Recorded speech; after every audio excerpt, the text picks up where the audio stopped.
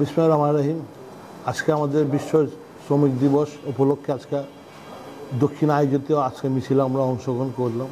আজকে মনে করেন আমাদের জিয়া রহমান, রাষ্ট্রপতি জিয়া রহমান এবং আমার ম্যাডাম খালেদা জিয়া মায়ের মতন, তারেক রহমান চেয়ারম্যান, আজকে আমরা দক্ষিণ আয়োজন চেয়ারম্যান তারেক রহমান চেয়ারম্যানের উদ্দেশ্য আজকে আমাদের দক্ষিণ সভাপতি মজদু ভাই, আমাদের ইসাক দক্ষিণের সাধারণ সম্পাদক রবিন সহ আজকে যে মিছিলে আয়োজন করলাম, সবসময় আমরা এভাবে পালন করে আসলাম, যত বন্ধু আছে তত পালন করেই যাব।